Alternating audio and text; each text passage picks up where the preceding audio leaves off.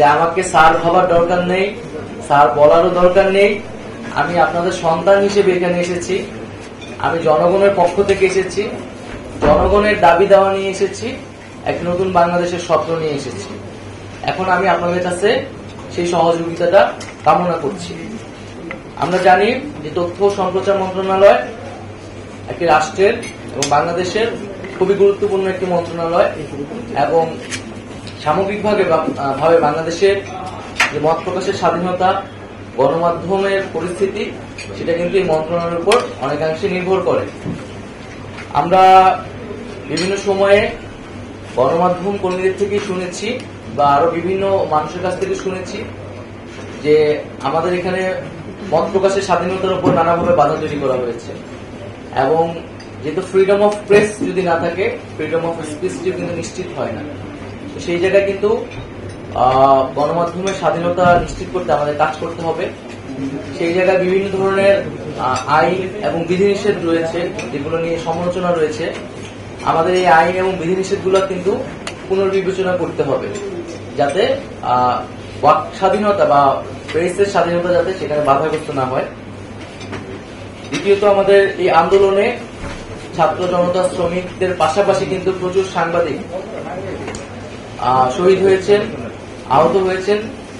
আমি জানি না এখন পর্যন্ত কি উদ্যোগ নেওয়া হয়েছে, কিন্তু দ্রুত সময়ের মধ্যে এই সাংবাদিক যারা এখনো আহত অবস্থায় আছেন এবং যারা শহীদ হয়েছেন তাদের পাশে এবং তাদের পরিবারের পাশে আমাদের দাঁড়ানো উচিত। এবং আমরা এই আন্দোলনের পরিস্থিতিও যদি একটু বলি, আমরা দেখেছি যে আপনারা সবই জানেন যে আন্দোলনের মাঝে কিভাবে ইন্টারনেট বন্ধ করে দেওয়া হয়েছিল এবং একটা ব্ল্যাক আউটে চলে গেছিল, এখানে কি হচ্ছিল কিছুই জানা যাচ্ছিল না। এবং একদিকে ইন্টারনেট বন্ধ করে দেওয়া হয়েছিল, সোশ্যাল মিডিয়া বন্ধ, তথ্যের কোনো প্রবাহ চলছিল না, মানুষের কাছে কেউ কিছু জানতে পারতেছিল না। এবং অন্যদিকে ইলেকট্রনিক মিডিয়া কিন্তু সম্পূর্ণ সরকারের করায়ত্তে ছিল। এবং এটা আমি নিজে ব্যক্তিগত অভিজ্ঞতা থেকে বলছি, আমাদের কোনো বক্তব্য কিন্তু একটা সময় সেই সময় প্রচার করা হতো না। আমাদের বিভ্রান্তিকর বক্তব্য বা হচ্ছে যেটা আমরা বলিনি এরকম মিসকোট করে প্রচার করা হতো। তারপর আমরা সেই সময় দেখেছি যে কিছু প্রিন্ট মিডিয়া আমাদেরকে সাপোর্ট দিয়েছে, আমাদেরকে অনেক মিডিয়ার অনেক জায়গা থেকে বিভিন্ন ভাবে সাপোর্ট দেওয়া হয়েছে। এই আন্দোলনের পুরোটা সময় যারা ফিল্ড লেভেলে কাজ করেছে, রিপোর্টাররা কাজ করেছে, তারা আমাদেরকে নানাভাবে সহায়তা করেছে। এই আন্দোলনে জনগণের পক্ষে থেকেছে। হয়তো হাউজের কারণে, হাউজের পলিসির কারণে, মালিকের কারণে অনেক কিছু তারা সেই সময় করতে পারেনি। আমরা চাই না যে এই জিনিসগুলো বাংলাদেশে কখনো পুনরায় ফিরে আসুক। গণমাধ্যম যাতে তার যে স্বাধীনতা, সেই স্বাধীনতা নিয়ে কাজ করতে পারে এবং জনগণের পক্ষে সবসময় কথা বলতে পারে। আমরা সাংবাদিকদের বেতন কাঠামোর বিষয়টি নিয়ে কথা বলতে চাই। এটি নিয়ে অনেক অসন্তোষ রয়েছে, এবং আমরা যদি মেধাবীদেরকে উৎসাহিত করতে না পারি সাংবাদিকতায়, তাহলে কিন্তু সাংবাদিকতা এগোবে না। সেই জায়গায় যারা রিপোর্টার, যারা জুনিয়র লেভেলে কাজ করতেছে, তাদের বেতন কাঠামো কিন্তু খুবই কম। অনেক জায়গায় কোনো বেতন কাঠামো মানা হয় না। তো এই বিষয়ে সুস্পষ্ট নীতিমালা প্রয়োজন। এবং আমাদের যে প্রতিষ্ঠানগুলোর কথা আপনারা বললেন, এই প্রতিষ্ঠানগুলা দ্রুততার সাথে গতিশীল করা দরকার, আধুনিকীকরণ করা দরকার। এগুলো খুবই স্থবির অবস্থায় আছে। বিটিভিকে দেখলে মনে হয় এটা 90 দশকে, 80 দশকের বিটিভি, এবং ওই জেনারেশনই বিটিভি দেখে, আর কেউ দেখে কিনা আমরা জানি না। একটা তো হচ্ছে তার একটা দলীয়করণ, রাজনৈতিককরণ আছে, আরেকটা হচ্ছে তার কন্টেন্ট গুলাও হচ্ছে মনে হয় যে এই প্রজন্মের জন্য নয়। তো সেই জায়গা থেকে আমি মনে করি সকল প্রতিষ্ঠানগুলোকে আধুনিকায়ন করা উচিত। মানে জাস্ট সরকারি একটা প্রতিষ্ঠান এবং সেখানে কিছু সরকারের পক্ষ থেকে সরকার অ্যাসাইন করে কিছু লোক বসবে, কিছু পদ দখল করে বসে থাকবে, এরকমটা যাতে না হয়। সত্যিকার অর্থে যাতে এই প্রতিষ্ঠানগুলা কাজ করে, এই জন্য আধুনিকায়ন এবং গতিশীল করা উচিত। আমাদের যেই সেন্সর বোর্ড, জুরি বোর্ড এবং এই ধরনের যে কমিটিগুলো রয়েছে, এই কমিটিগুলো দ্রুত সময়ের মধ্যে পুনর্গঠন করা উচিত। এবং সার্বিকভাবে আমি বলবো যে আমাদের যে ফিল্ম, আমাদের চলচ্চিত্র নিয়ে আমাদের অনেক বেশি কাজ করতে হবে। আমাদের তরুণ প্রজন্মের কিন্তু অনেক আকাঙ্ক্ষা চলচ্চিত্রের জায়গা থেকে, এবং সেই আকাঙ্ক্ষা কিন্তু বাংলাদেশে পূরণ হচ্ছে না। কিন্তু অনেক আগ্রহী ছেলে পেলে আছে যারা কাজ করতে চায়। তো সেই আকাঙ্ক্ষা অনুযায়ী আমাদের হচ্ছে চলচ্চিত্র নিয়ে কাজ করতে হবে। আমরা ইতিমধ্যে জানি যে আমাদের অনেকগুলো চলচ্চিত্র সেন্সরড অবস্থায় আছে, তো সেই চলচ্চিত্রগুলো পুনর্বিবেচনা করা উচিত এবং যদি কোনো নীতিমালা ভঙ্গ না হয় এবং তাহলে সেই চলচ্চিত্রগুলোকে দ্রুত সময়ের মধ্যে প্রকাশ করার সুযোগ দেওয়া উচিত এবং এই সকল ক্ষেত্রে কোনো ধরনের স্বজনপ্রীতি কোনো ধরনের ব্যক্তিগত পরিচয় যাতে বিবেচনায় না নেওয়া হয়, একেবারে নীতিমালা এবং যৌক্তিকতার ভিত্তিতে যাতে সকল বিবেচনা করা হয়। সার্বিকভাবে আমি হয়তো আপনাদের সাথে আরো বসে আপনাদের কথাগুলো শুনবো এবং আমাদের যে ভিশনগুলো আছে সেটি আপনাদের সাথে শেয়ার করব। আমরা একটি মেধাভিত্তিক বৈষম্যহীন বাংলাদেশ চেয়েছি এবং একটি দুর্নীতিমুক্ত বাংলাদেশ চেয়েছি।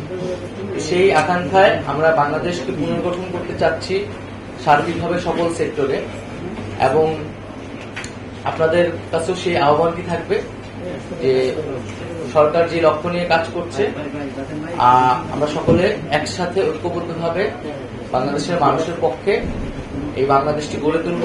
এটি আমাদের কাছে একটি সুযোগ এসেছে, সেই সুযোগটি আমরা কাজে লাগাবো এবং আমাদের যে গণমাধ্যম, আমাদের যে তথ্য এবং সম্প্রচার, সেই বিষয়গুলো নিয়ে আমরা যাতে আমাদের কোনো ধরনের সমালোচনা সুযোগ না আসে সেই বিষয়ে আমরা সচেতন থাকবো।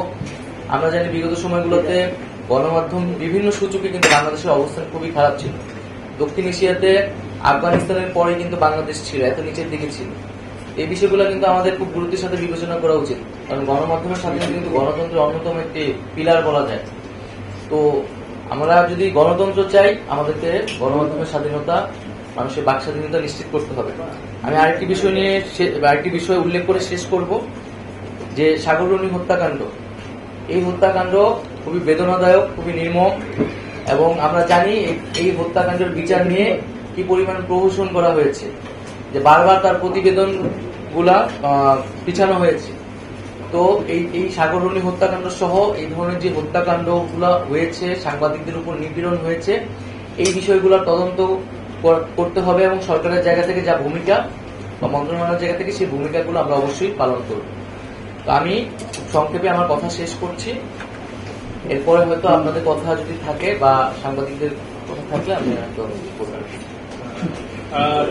ধন্যবাদ মাননীয় সাথে আপনারা আমার মনে হয় আপনি নাস্তা নিয়ে আনেন, এরপরে ইন্ডিপেন্ডেন্ট টেলিভিশনে আছে, যেটি হচ্ছে আমি আপনাদের আন্দোলন কাভার করেছি দীর্ঘদিন। তো গণমাধ্যমের যে চাপের কথা আপনি বলছিলেন, এই চাপটা আসলে আমরা মাঠ থেকে উঠে এসেছেন, আন্দোলন করেছেন।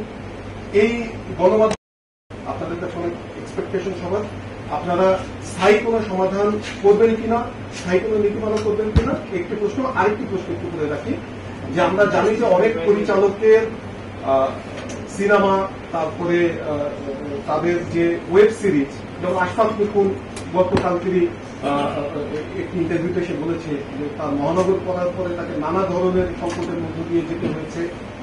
মোস্তফা সারোয়ার ফারুকীর একটি সিনেমা এখন আলোর মুখী দেখতে পারেনি। তো এই যে সেন্সর, এই সিনেমার ক্ষেত্রে যে সেন্সরের বিষয়টি তারা বাতিল করার কথা বলছে, যে মুক্ত চলচ্চিত্র থাকবে, সেই বিষয়টি নিয়ে আপনারা কি? গণমাধ্যমের স্বাধীনতার কথা ইতিমধ্যে আমি বলেছি। সেই বিষয়ে যে বিদ্যমান যে আইন এবং বিধিনিষেধগুলো আছে, আর সেগুলোতে যদি সংস্কার আনার প্রয়োজন মনে করা হয়, সেগুলো আপনাদের সাথে আলোচনার মাধ্যমে আমরা এই বিষয়ে উদ্যোগ নিব। আমরা স্বাধীন গণমাধ্যম কমিশনের কথা প্রাথমিকভাবে ভেবেছি এবং সামগ্রিকভাবে মূলত সাংবাদিক সমাজের সাথে আলোচনা করে আপনাদের বক্তব্যের প্রেক্ষিতে মূলত আমরা এই উদ্যোগগুলো নিতে যাচ্ছি। দ্বিতীয়ত হচ্ছে সেন্সরের বিষয়টিও আমরা পুনর্বিবেচনার কথা ভাবছি এবং যে অভিযোগগুলো এসেছে বা যে ছবিগুলো এখনো আসেনি সেন্সরের কারণে, সেগুলো নিয়ে আমরা দ্রুতই বসবো। সেন্সর বোর্ডটাকে আমরা পুনর্গঠন করবো খুব দ্রুততার সাথে এবং যদি সেন্সর বোর্ড না থাকার দাবি যেটি, সেটিও আমরা আলোচনা করে সেটা যৌক্তিকতা অনুযায়ী সিদ্ধান্ত নিব। আমি একটা প্রশ্ন করতে চাই, আমি আধার নিলাম, সেটি আমরা প্রাথমিকভাবে ভেবেছি সাংবাদিকদের সাথে বসে রূপরেখা কি হতে পারে, তাদের থেকে মূলত তাদের কথা অনুযায়ী আমরা এই বিষয়ে উদ্যোগ নেব। এটা এটা এটা এটা নিয়ে অনেক সমালোচনা আছে। আমি মাহমুদ খান বিক্রি কাছে জানতে চাইছি যে এই বিষয়ে আসলে আপনার যদিও ওটা আইন মন্ত্রণালয় মাননীয় আইন পরিস্থিতি বলেছে সেটা আপনাদের দিক থেকে কোনো পরামর্শ দিতে কিনা? অবশ্যই আমি যে একই সাথে আইসিটির দায়িত্বে আমি যেদিন দায়িত্ব নিয়েছি আমি কিন্তু সেদিনও বলেছি যে সাইবার সিটি একটাও আমরা এটা নিয়ে পুনর্বিবেচনা করবো। এটা স্পেসিফিক কিছু বিধিনিষেধ নিয়ে বিধিমালা নিয়ে অভিযোগ আছে, সেই বিধিমালাগুলো নিয়ে আমরা কথা বলবো এবং এই বিষয়ে একটা সমাধানে আসবো। মাননীয় উপদেষ্টা, আমি আজহার লিমন, আমি এখন টিভি থেকে। আপনারাও বলছেন বা সব আন্তর্জাতিক মিডিয়া বিভিন্ন জায়গায় বলা হচ্ছে যে একটা গণহত্যা হয়েছে, বিশেষ করে এই ছাত্রদের যে বিপ্লব বা গণঅভ্যুত্থানের সময়। এখন আমার কাছে প্রশ্ন হলো যে এই গণহত্যার ছবি বা ওই সময় এগুলো প্রচার করতে অনেক বাধা ছিল, অনেক ভয় ছিল। এই মুহূর্তে এগুলো একটা ভালো অনুসন্ধান কিংবা এগুলো সামনে আনতে, বিশেষ করে আপনি যেহেতু এই মন্ত্রণালয়ের দায়িত্ব নিয়েছেন, আপনাদের আসলে কি করার আছে? কোনো সহযোগিতা করবেন কিনা গণমাধ্যমে? অবশ্যই আমরা সহযোগিতা করব এবং আমরা আরো গণমাধ্যম কর্মীদের কাছ থেকে সহযোগিতা চাচ্ছি। সেই সময় অনেক ফুটেজ, অনেক তথ্য কিন্তু আপনাদের কাছে আছে, হয়তো আপনারা সেই সময় প্রকাশ করতে পারেননি। এই সময় কিন্তু এটা খুবই গুরুত্বপূর্ণ, কারণ তদন্ত চলবে, শুরু হয়ে গেছে বিভিন্ন ধরনের আন্তর্জাতিক ভাবেও এবং দেশীয় ভাবেও বিচার প্রক্রিয়া শুরু হয়ে গেছে এবং এটা তো আসলে আমাদের একটা ন্যাশনাল মেমোরিরও বিষয়। তো সেই তথ্য উপাত্তগুলা আপনারা যদি আমাদের কাছে সরবরাহ করেন বা সংশ্লিষ্ট কর্তৃপক্ষের কাছে, সেটি আমাদের জন্য ভালো হবে। এবং আপনাদের কাছে আরো একটি রিকোয়েস্ট থাকবে যে আমরা এই মুহূর্তে যে ক্রাইসিসটা ফিল করতেছি, যে আহতদের পাশে দাঁড়ানো, সেই সঠিক তথ্যটা আমরা হয়তো পাচ্ছি না বা পেতে দেরি করছি, সেই জায়গায় আপনাদের সহযোগিতা আমরা আশা করছি। আমরা অনেক মানুষ যারা শহীদ হয়েছে, অনেক লাশ কিন্তু এখনো মর্গে আছে, যাদের পরিবার কিন্তু অ্যাড্রেস করা যাচ্ছে না। তো সেই তথ্যগুলা, সেই জিনিসগুলো আপনারা যদি একটু জোর দিয়ে প্রচার করেন, তাহলে এটা আমাদের জন্য সুবিধা হয় এবং সেই সহযোগিতাটা আপনাদের কাছে আমরা প্রত্যাশা করছি।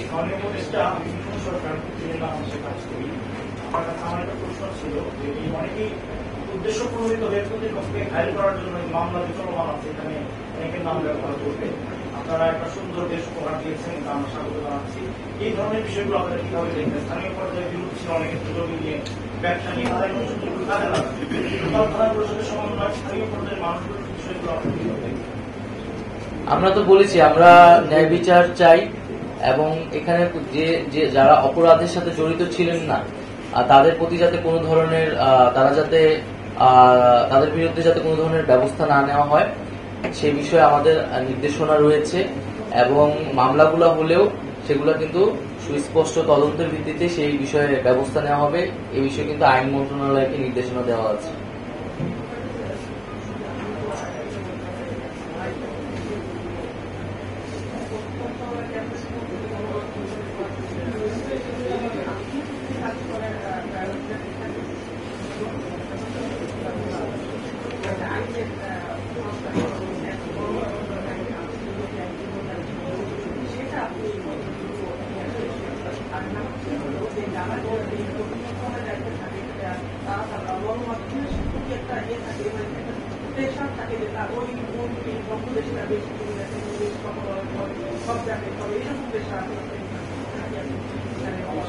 আমি তো দুইটা মন্ত্রণালয়, ওইখানে দুইটা বিভাগ আর কি, ডাকলিজ এবং তথ্য মন্ত্রণালয়।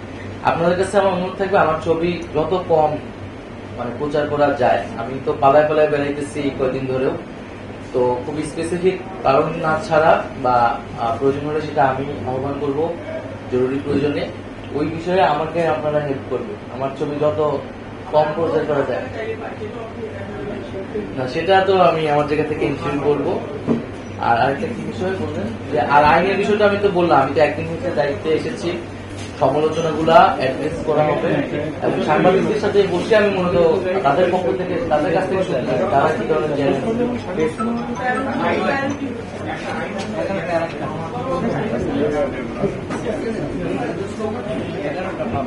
আচ্ছা, সেটা আপনি বললেন তো এটা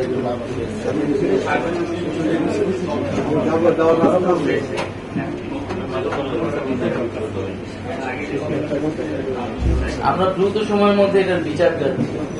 এটা নিয়ে আর কোন ধরনের আমরা প্রহসন, এটা নিয়ে আর কোন ধরনের ডাল ভাঙা যাচ্ছে।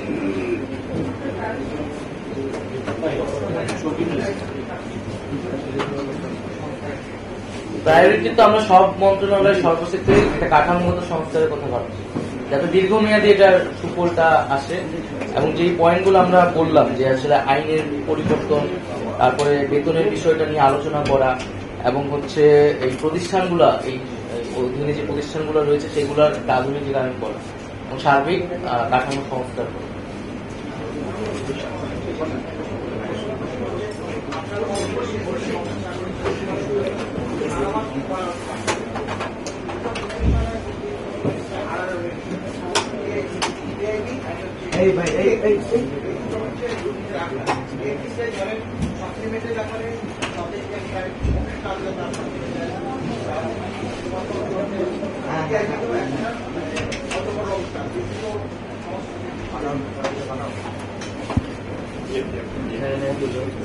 অবশ্যই আমরা তো বলেছি যে দুর্নীতি স্বজনপ্রীতির কোন স্থান আমরা এখানে দেখতে চাই না, এবং প্রতিষ্ঠানগুলোকে সম্পূর্ণ নিরপেক্ষভাবে আমাদেরকে দাঁড়া করাতে হবে।